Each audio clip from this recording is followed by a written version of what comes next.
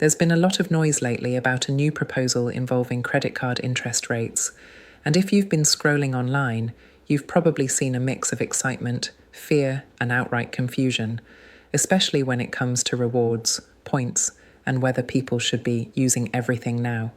Let's slow this down and talk about what's actually being discussed, what's real and what isn't. The proposal being talked about suggests placing a temporary cap on credit card interest rates at 10% for 1 year, starting in January 2026. The goal, according to supporters, is to reduce the burden on households struggling with high interest debt. Right now, many credit cards charge interest rates in the 20 to 30% range, and for people carrying balances month to month, that adds up quickly. At first glance, the idea sounds appealing. Credit card debt in the US has passed the $1 trillion mark, and millions of people are paying a large portion of their monthly income just to cover interest. Lowering rates could mean less money going to banks and more staying in consumers' pockets. Some estimates suggest that a cap this low could save borrowers tens of billions of dollars each year. Supporters also argue that banks wouldn't suddenly stop offering credit cards. Interest is only one part of how card issuers make money. They also earn through merchant fees, transaction charges, and partnerships.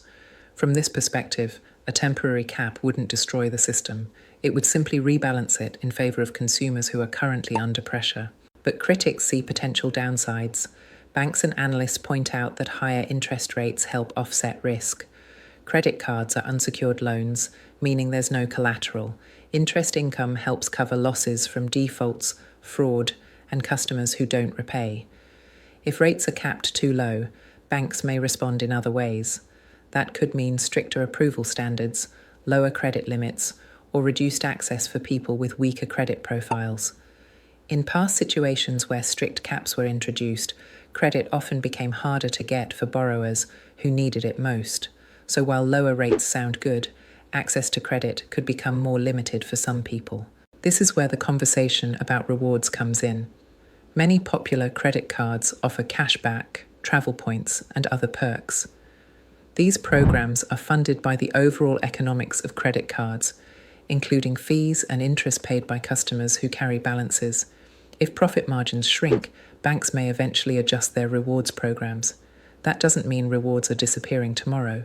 More likely, any changes would be gradual.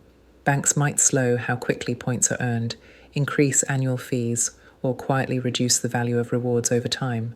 These adjustments typically come with notice, not overnight surprises. Despite what some social media posts suggest, there is no reason to panic right now. No law has been passed. No rate cap is in effect. Your current credit card terms and rewards remain exactly the same today. Using points out of fear is reacting to speculation, not facts. The most important thing to understand is that this is still just a proposal.